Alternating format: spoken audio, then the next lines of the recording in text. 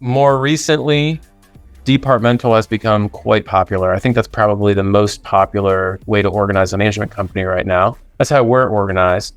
What that means is you have specialists. You have someone who does the leasing for all the properties under management. You have someone who's responsible for rent collection for all the properties under management. You have someone who's responsible for coordinating maintenance for all the properties under management.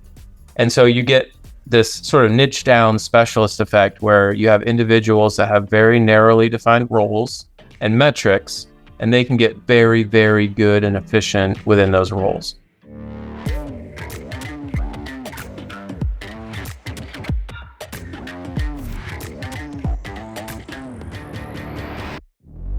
Hello, professional property managers. Andrew Smallwood here, Triple Win Podcast. I'm joined live. Peter Lohmann, who's joining us here from Narpon Broker Owner. Yeah. Peter, it's great to have you here. Thanks for taking the time. Thanks so much for having me. I'm excited. Yeah. So, Peter, for those who don't know you and might be encountering you for the first time, what should they know about you, RL, Crane, some of the content media you're doing? Sure. What should people know about you? Yeah, so really, I own a property management company in Columbus, Ohio. We manage about 650 doors, and I've been in the business professionally for 11 years. So started from zero, didn't know anything about what I was doing. I had no history or background in property management or real estate other than owning a few single family rentals. My background is engineering before that, so I've always been a systems and process oriented guy. So I took that approach to building our property management company, RL Property Management. So my co-founder and I, who's also an engineer, we started in 2013. We booked our first few clients. We figured out, hey, there's something here. This is working. And so really we've just been at it ever since. And we only manage single family and small multifamily in and around central Ohio. So that's been keeping us busy. And then in the last few years here, I've started to get involved in a few other things. He and I purchased a small engineering firm in Columbus, Ohio that kind of supports the property management company and vice versa to a certain extent. They do a lot of building engineering services throughout central Ohio. And then I've also gotten involved in sort of the media game. So I have a weekly newsletter for property management company owners. I have a podcast. I'm very active on Twitter talking about property management topics. And out of that, Wolfgang Krosky and I co-founded Crane, which is a community for property management company owners with at least 100 doors under management. So that's really what I have going on. And it's all basically in service of and having to do with the property management industry, which I love. I love the people, and nothing gets me more excited than finding new ways to connect folks and provide value. And yeah, that's what I've been up to. Yeah, can you share, Peter, just like, what is it about property management? There's that thread of property management through everything. What is it about property management that you're most passionate about? It is, so a couple things. First of all, it's really hard.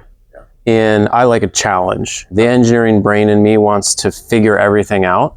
And property management provides literally an unlimited number of things to figure out, right? So you're never done. Like the business is never perfect. I get the sense sometimes that in other lines of work, you could just sort of get to a certain point and from there it's on autopilot and you kind of got it all figured out. Whereas in property management, there's just always something new. There's new technology, there's new laws, there's new markets to go into, there's new competitors. So it's that part of it is really exciting to me, is staying ahead of that and figuring out how do we adapt, how do we stay profitable while competing with a new national player in our market, right?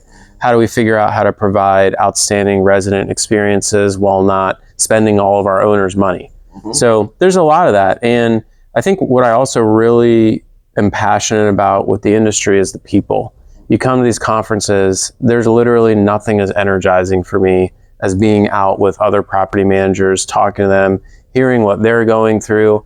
Not only is it validating my own experiences and challenges, but we're able to swap information and stories and best practices.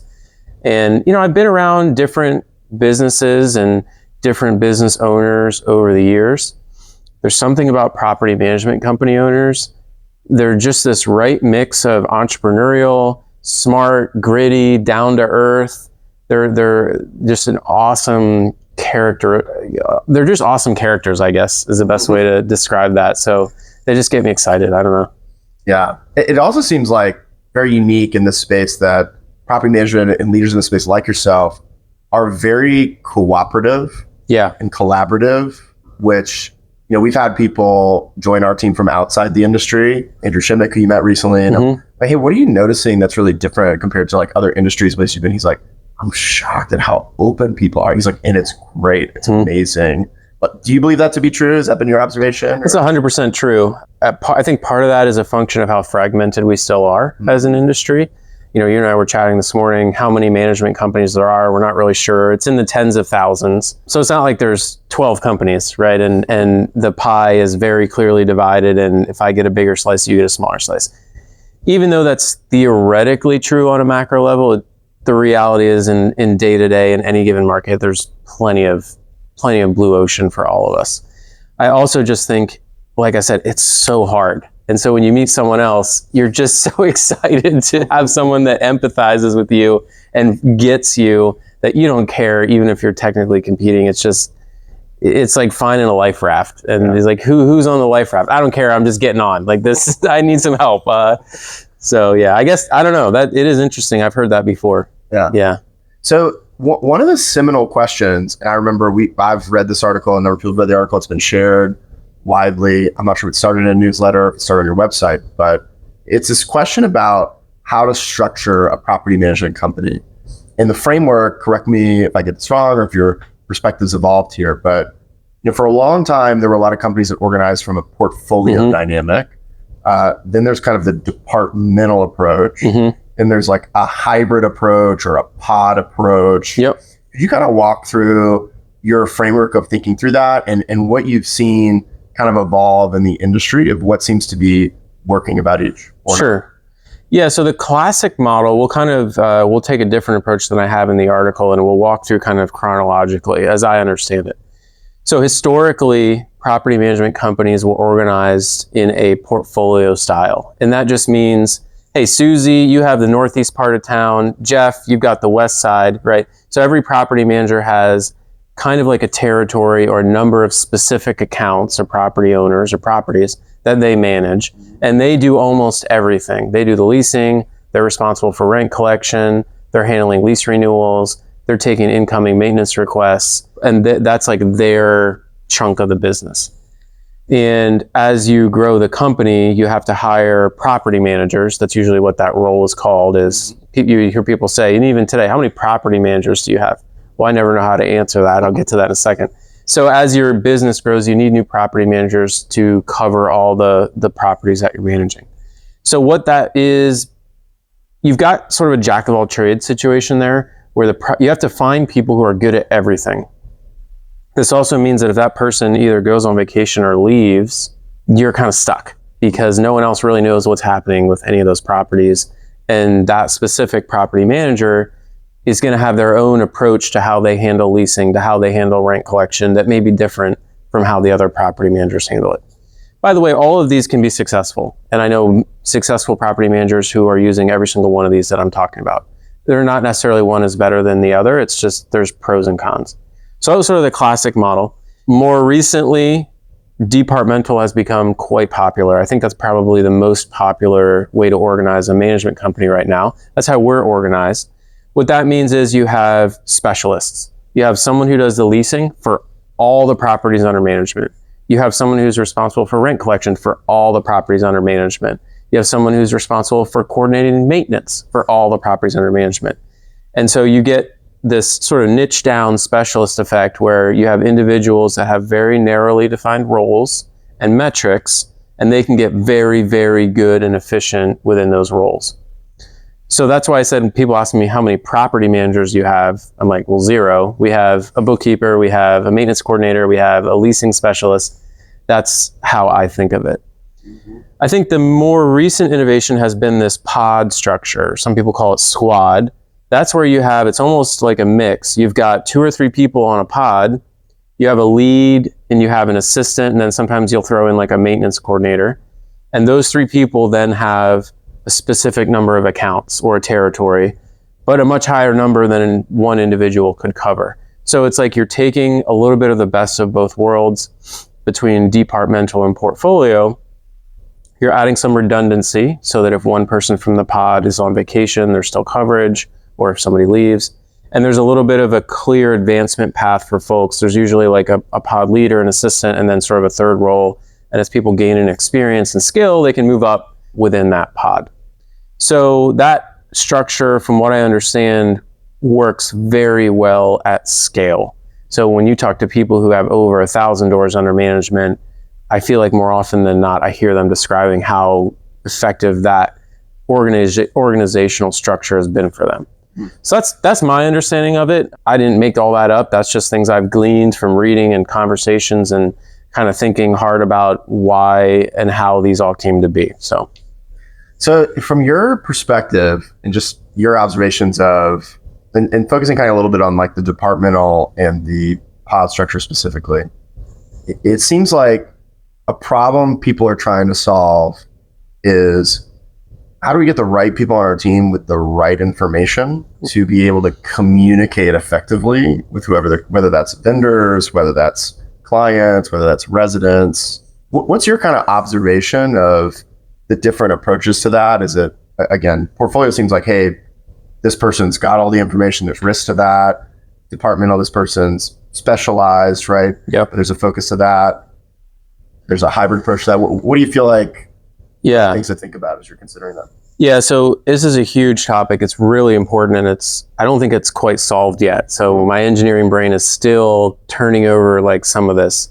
So when I think about communication within a property management business, first of all, it's really important because a ton of what we do is communication. I also want to emphasize that all communication is not good. Mm-hmm. There's often the case where a management company has too much communication happening, especially internally, and it's slowing everybody down. So that's the first thing to understand. I also like to think about communication in two parts. You have internal comms and you have external comms. Internal comms is communication among your team members. External comms is communication with property owners, vendors, and residents, and prospects. So for internal comms, we find Slack to be very effective. We heavily utilize Slack and channels within Slack for internal communications, and we use email some as well. And that's where you have like Jeff at abcmanagementcompany.com, things like that. When you're talking external comms, this is where you have to be extremely deliberate in how you set this up and how you think about your customer's journey or your customer's perspective of how it is to communicate with your business. In the early days, this was very easy. I was Peter at rlpmg.com and everyone just communicated with me there. And that was literally all there was to it. And as we grew and we added team members, I'm handing out email addresses to new members. And now suddenly they're getting some communication with a different team member. No big deal. Oh, I know I go to Peter for accounting and I go to Jeff when I have questions about leasing. As you grow and grow and grow, suddenly this becomes a big problem because customers, they don't know who to contact. They don't know when to expect responses. Should I call? Which email address should I use?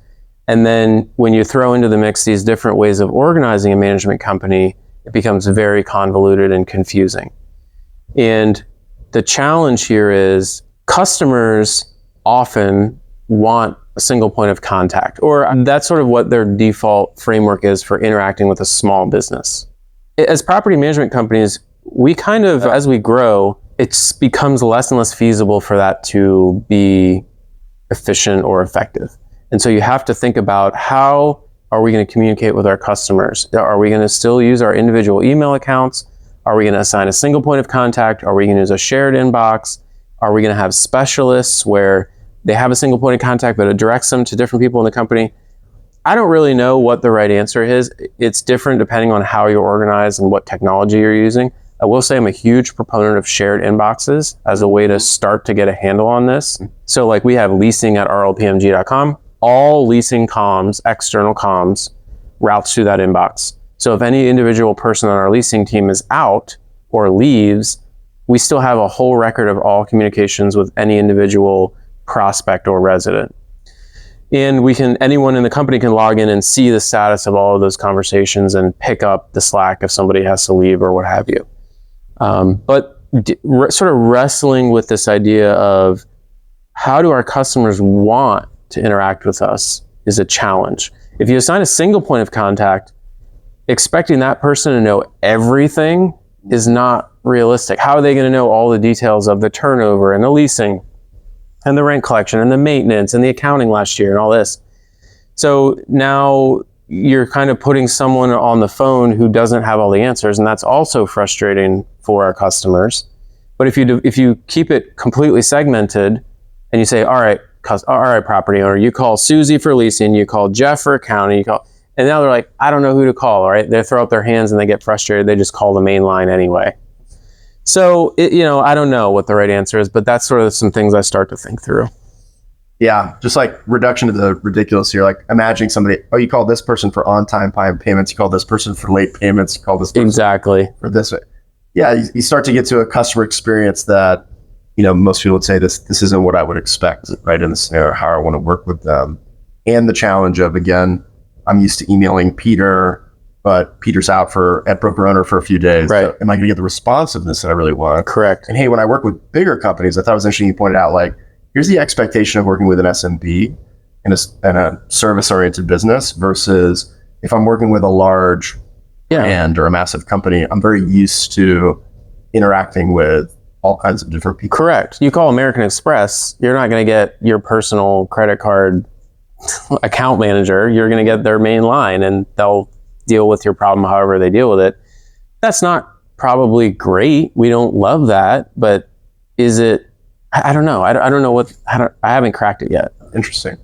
So transitioning a little bit, Peter, would love to talk about, you've been on this journey for the last few years, and I don't know if it started with a Twitter following and then evolved to a newsletter, but I see a few different things. One is you've got a Twitter following and a social following. There's a newsletter that's been growing and getting just great qualitative feedback I've heard from other people of like, this is actually really great, relevant content. This is something I most property managers are like, oh, another email, another call. Yeah. Here's what I look forward to. And I'm like quick to open it on a Friday when I get it. I've also seen you do a number of things, your own podcast, Owner Occupied, appearing on other podcasts. So there's been a lot of the content creation side. And recently with Crane starting to develop more of I know the word mastermind is like overused, but really a community type of concept where there's kind of guided training facilitation. We talked to Wolfgang a little bit about this earlier. And so I'm just curious, like, what sparked this journey for you? And how are you thinking about building content, building media, building community where you are right now? Yeah. It did start with Twitter. I started talking about property management on Twitter after I saw a few popular real estate Twitter, we call it RE Twitter, real estate Twitter. A few of those accounts 3 years ago approximately started talking about real estate investing and syndicating properties, GP/LP stuff. Like a lot of these are kind of like apartment guys, Moses Kagan, Chris Powers, Nick Huber, a few of these folks. And I was watching them interact on Twitter, and it was a totally different use case for Twitter than I had ever seen before. I had been on Twitter since 2009, but it was just a personal thing. It was like follow sports or news or whatever drama or like my friends and stuff like that too. And there was more about, like jokes and memes and stuff like that. And all of a sudden I see these guys on Twitter who are sharing, you were talking about earlier, how we all share information so freely here and how unique that is. I was seeing the same thing happen on Twitter around real estate investing specifically, not necessarily property management. And I was kind of observing this. I thought it was fascinating. And I loved how these guys were all chatting with each other, helping each other. And it was clear that they were getting to know each other offline as a result of meeting online, and that they were getting immense value out of that, both personally and professionally. And so I was watching this, and Moses Kagan in particular started to encourage me to share more about property management and to start writing Twitter threads and engaging and sharing some of what we had figured out along the way. So I started doing that. I started talking about self-showings. I started talking about leasing. I started talking about how we organize our management company. And I didn't think anything was going to happen. I was like, how many people could there possibly be on Twitter that would care about property management? I mean, give me a break. And surprisingly, they got traction. Part of it was I was the only one talking about property management on Twitter on a regular basis. And part of it was Twitter was just hitting an inflection point around this time. It was hitting a critical mass where suddenly there were enough people on Twitter nationwide that there was enough to sustain a conversation, and I wasn't just tweeting into the empty space. Mm-hmm. Also, the algorithms had gotten a lot better at surfacing content that people wanted to see, not just from others they were following. So my tweets were getting reach beyond just people who were already following me. That wasn't possible even a few years prior. So the human brain being what it is, I got reinforcement in the form of likes and comments from some of these things I started talking about. And so I did more of it. And then I was getting more of that, and I did more of that. And then I was watching my follower count go up, and I was watching my engagements go up. And so I thought it was really fun. And I got to get to know some of these folks on real estate Twitter, and that kind of spilled over into like a SMB Twitter community that was springing up. Some conferences popped up out of this community, one of them being Reconvene that Moses runs. So I went to that, made more connections, and so it started to snowball. And what I realized during this time was that I did have some sort of ability to synthesize information and communicate it in a way that was helpful and it resonated with people. I didn't know I had that skill. So that was Twitter. I did that for a year or two, grew my following to into the thousands of followers. And around this time, I started noticing other folks were talking about the risk of essentially rented platforms. When you're on Twitter and you have a follower, you don't own that audience. You could lose connection with that audience at any time. Your account could be suspended, the algorithms could change, and suddenly, poof, all of your investment is gone and you're starting from zero again. So I was worried about that. So I started writing an email newsletter. At first, it was just whenever I felt like it, once or twice a month. And then I would share the link on Twitter underneath popular posts about, hey, here's how you can sign up for my email newsletter. I wanted to basically migrate my followers from Twitter to the newsletter in case Twitter ever went away. Also, around this time, I started to find out that I liked writing. That's another thing I didn't really know about myself, is that I enjoy the process of hammering out words into something that someone else might want to read or find valuable. Again, it's a challenge. It's hitting just the right balance of novelty, skill, interest, whatever's clicking in my brain, it's giving me the dopamine. So started writing the newsletter, and that started to take off. I'll kind of shorten this up. I don't want to spend too long. And now I write it weekly, and we're about to hit 10,000 subscribers on that newsletter. And it's been a blast. I love sharing what I'm learning. I love sharing industry news and events. I love connecting folks. And then Crane came out of that as a way of how can we get further and provide even more connection with some of these folks that I've gotten to know and that Wolf's gotten to know within the community that are sort of like just super high quality folks, just folks that we want to learn more from, we want to share more with, we want to connect with in a deeper way than you can just on a Facebook group or on a tweet. Mm-hmm. Yeah. So in a lot of your content is pointed at people who are probably listening to this podcast, like property management company owners, operators. Yeah.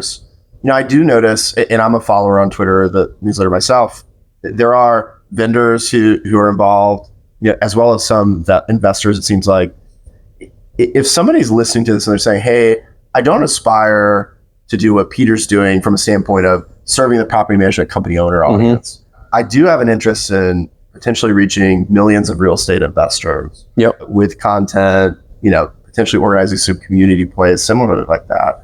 Is there any advice you would share with them of how to think about that or what you've learned through the process, how they might approach that? Yeah, I absolutely think you could follow a similar playbook on a local scale to serve and connect and reach real estate investors, property owners, rental owners who want to or could have an interest in property management. You can follow the same concepts of figure out a platform that feels fun for you. I think that's a really important part. A lot of folks get hung up on, is it Facebook? Is it Twitter? Is it LinkedIn? Is it Snapchat? Is it TikTok? What do you like? Where are you hanging out anyway? What feels native to you? Are you a text communicator? Do you like writing? Well, maybe Twitter or LinkedIn. Do you feel really comfortable on video or spur of the moment, having a little bit more fun with things? Maybe that's TikTok, right? So you got to figure out what platform feels easy and fun for me, because the reality is you're not going to keep up if it's not hitting some of that dopamine in your brain. No matter how committed you are coming out of a conference, if you're not getting a reward along the way, because it takes a long time to build an audience and a following to the point where it's kind of self-sustaining in that way, it's got to be fun for you along the journey. So find that platform, and I think you can start to create content catering to real estate investors. Mm-hmm. There's an unlimited amount of things to talk about that you have an expertise in as a property manager relating to real estate investing and property management. And I want to specifically highlight that don't just say, oh, here's how to pick a property manager, right? That has its place, but you want to reach a broader audience of folks who don't even know that they may want a property manager eventually.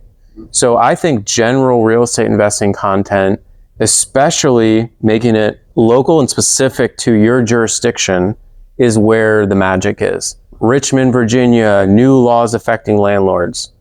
If I'm a landlord, do you think I'm going to click on that? Heck yeah, I'm going to click on that. I want to know more about what's going on. And if the person who is on the other side of the camera or on the other side of the keyboard sounds compelling and believable, I'm probably going to hit follow, because I want to know more about when there's another new law that's coming around. So just take that tiny little interaction and engagement and multiply it by 500 over the course of a year, and now you've really got something going. And from there, the nice thing about local is it's much easier to put together a meetup. Leverage the fact that your business is in a specific geography and host regular get-togethers. Doesn't have to be anything fancy. Second Nature goes all out, that's awesome, but it doesn't have to be to that level. It can be as simple as, hey, I booked a room at this restaurant. I'm getting together with a few lenders, a few brokers, a few insurance folks, and anyone who owns rental properties. Self-managing, using a competitor, doesn't matter. And invite your clients too. Hang out, have fun, share, connect, make introductions. To me, there's nothing more fun than that. And it's fairly straightforward. And I will just throw into that, email is kind of the king in my mind of keeping track of all this. So everything that you're doing should tie back to your email list, and then your email list, you should be sending something regularly that's of value, and it does not have to be long. In fact, it's better if it's short. It can be as little as a few sentences and one link, and just say, hey, this is Peter, I'm reaching out. I just saw this. I thought it might be interesting. Here's some more info. That's the best email ever. Who wouldn't love to get an email like that? Because there's no hard sell. There's not 100 links you're clicking through. It's not this, it doesn't feel like a chore. So I think if you could execute on that locally, that's going to put you head and shoulders above your other competitors who are just making another blog post about how to choose a new property manager, right? It's something that's interesting to me is if you rewind the clock enough years back, like all of our first impressions used to be in real life, right?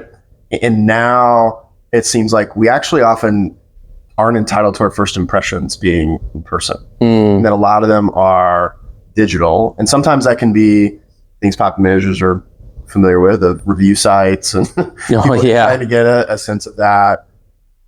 But something that seems like a real benefit of creating this content on digital platforms is you start to proactively, in a permissionless way, put things out there for people to encounter and feel like they get to know you.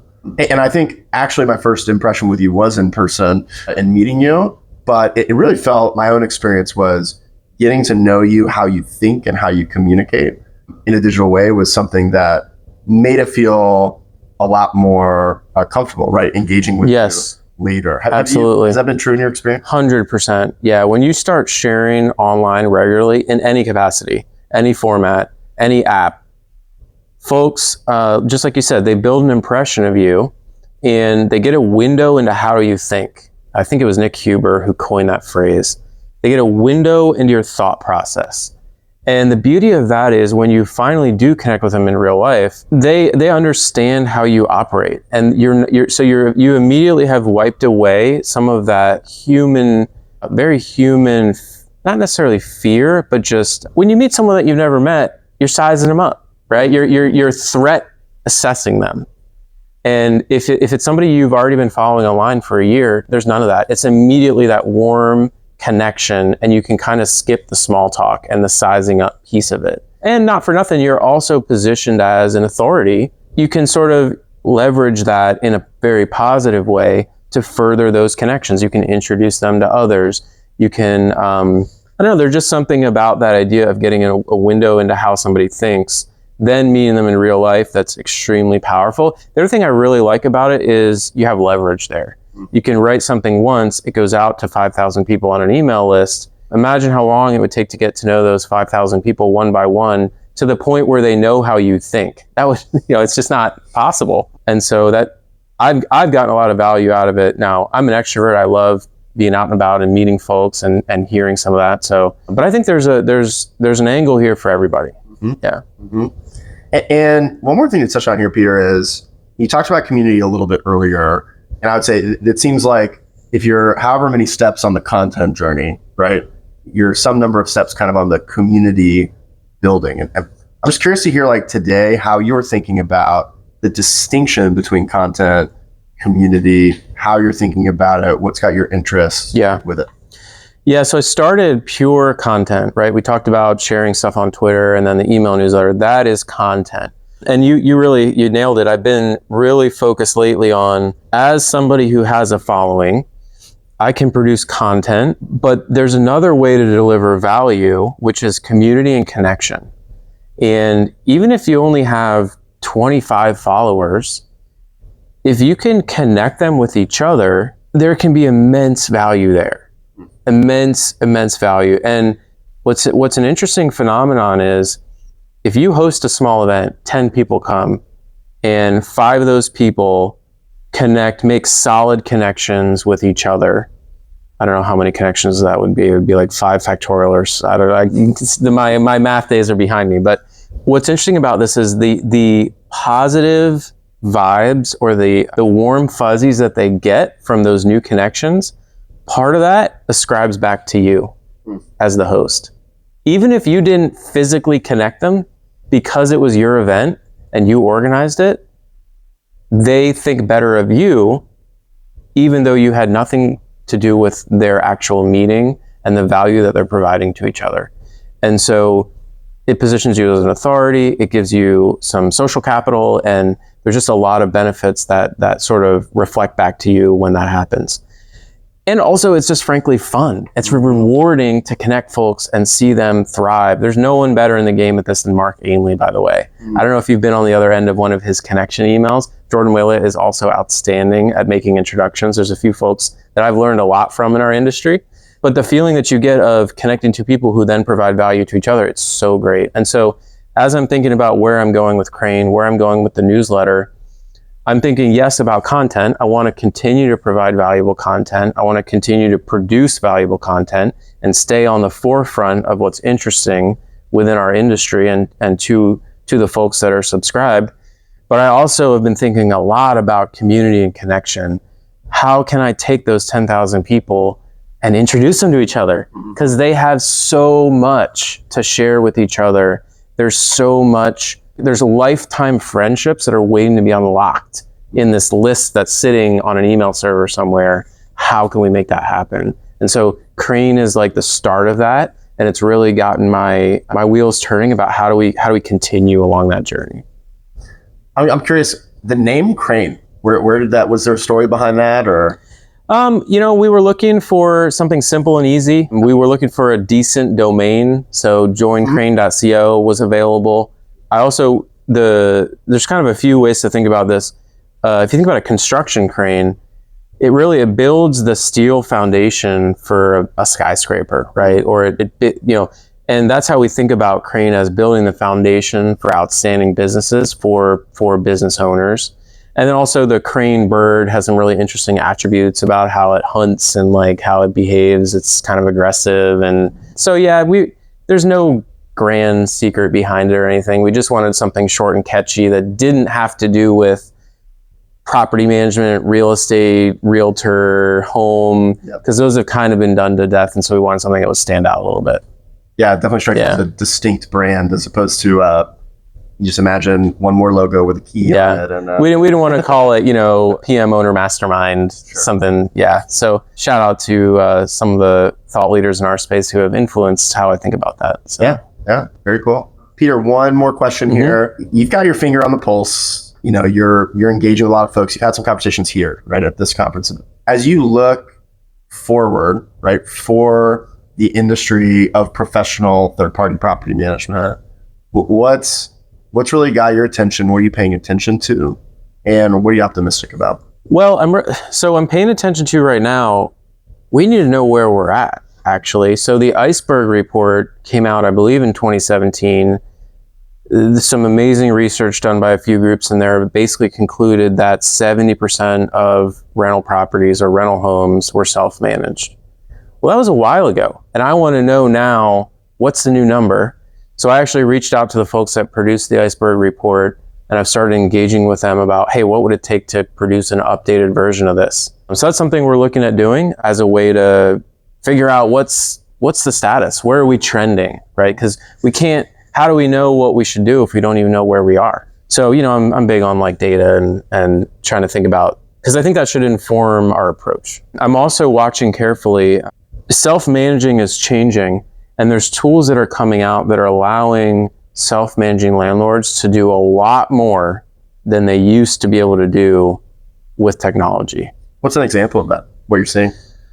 Well, if you think about like the classic property management softwares, Buildium, Mapfolio, RentVine, PropertyWare, there's a couple others. They're sort of designed as full service, heavy accounting suites, plus workflow, plus a whole bunch of other stuff. They're outstanding tools for professional property managers. Couldn't do anything without them. For a self-managing landlord, they're kind of overkill. They're intimidating, they're expensive, especially for somebody who has less than 10 units. Right. And what we're seeing right now is there's a couple groups I'm kind of following, and I don't want to shout it out or I don't want anyone to pile on them or anything, but there's a couple groups I'm following that are targeting self-managing landlords specifically, and they're providing digital tools and platforms that basically magnify the ability of a self-managing landlord, whether that's by helping them screen tenants, find vendors, deal with the accounting, workflow tools, checklists, all kinds of stuff. Now I want you to understand, these are lightweight tools. These are in no way going to replace Appfolio or Buildium for a professional property manager, but they might be enough for a self-managing landlord to get by without hiring a professional property manager. That, I think, is something we need to watch very carefully as an industry. That is the classic disruption model from beneath, something that a professional property manager would look at and laugh at and say, that this guy can't even do automatic lease renewals. What good is that? And that's never going to take off, right? And I want to be very careful with dismissing tools in that way, because if they can get to a certain point, especially at a price point, that the self-managing landlord's like, you know what? This does 80% of what I need to do of what a professional property manager would do for me. The other 20%, I don't even really mind doing. In fact, I'd rather do it myself. I'm good. So I'm a little worried about that, actually. And I want to be careful about not writing off some of these potentially disruptive tools. Yeah, I mean, we talk about this at Second Nature. Ultimately, there's a class of tools, companies, capital pointed directly at self-managing landlords, and how do they close the gap between that group and what a professional property manager can do? And they're closing it. Make no mistake. Like, they're not opening it. They're closing that gap with tools and technology and scale and marketplaces and things like that. Yeah, I think you're right to say this is not something to be too dismissive about, to be vigilant of, because there's plenty of smart people betting their lives and plenty of dollars behind going after that. Obviously, we're making the opposite bet. How do we build for the professional and help them expand? But that, to me, like, this is one of those things where the future is not a given, right? And say that it's absolutely going to play out or it's inevitable one way or another, may not be the case. Yeah. So it's something to pay attention to and think about. If there's parts of my business getting easier to duplicate, those are going to get more commoditized. I heard somebody share, an institutional owner of SFR, talk about how can you think of any other asset class where it costs 6% to transact, right? Or a double-digit percent to manage it, right? And the answer is probably no. Now, managing single-family rentals certainly the hardest. All the reasons you said, it's exciting to be in this business, lots of problems to solve. There's a reason for that, but thinking about those typical market forces and how those play out over time, it's certainly interesting to think about how property managers are creating value, right? That's durable. 100%. Yeah, and I think the way to combat what we just talked about is we have to find ways to use tools and technology and platforms to deliver better experiences for our property owners, potentially at a lower price point. And I know no one wants to talk about that, but this is a capitalistic society, and I'm glad it is. So we need to be able to adapt and flex. We can't keep raising prices forever. We need to find a way to deliver value so that the self-managing landlord doesn't get too excited about these tools that let them self-manage. So I'd say that's a really good one. What you're paying attention to is you think about what you're most optimistic about looking forward. Yeah. What would the answer be for you? I'm so bullish on the sector as a whole and the people and the vendors. And the industry is thriving. You can feel it at the conferences. All the classic things that make property management great: recurring revenue, low working capital. You could argue it's got negative net working capital. You have counter cyclicality. I mean, a lot of the things that the sort of finance professionals, when they're evaluating sectors, a lot of the things that they would describe as being components of an outstanding business apply to residential property management. Now, it's super hard operationally, but the business model as a whole is outstanding. I mean, we have all the outstanding recurring revenue characteristics of a SaaS company, and we have the durability of a local services company. So there's a lot to love. I don't think it's going anywhere. And I love watching the competition bring out the best, both in the operators like myself and in the vendors that serve the industry. I mean, think about where we are versus even 6 or 7 years ago in terms of the technology that's letting us do our jobs. So I'm very excited about the industry. I think that's a great note to end on. Peter, thanks for sharing. Yeah, happy to do it. Cool. And that wraps up another episode of the Triple Win Property Management Podcast. Thank you for pressing play. We hope you've gained valuable insights and inspiration. The Triple Win Property Management Podcast is proudly produced and distributed by Second Nature, where we believe in a triple win, building winning experiences for your residents, investors, and your teams with the only fully managed resident benefits package. Visit secondnature.com to learn more and talk to an RVP expert in your area.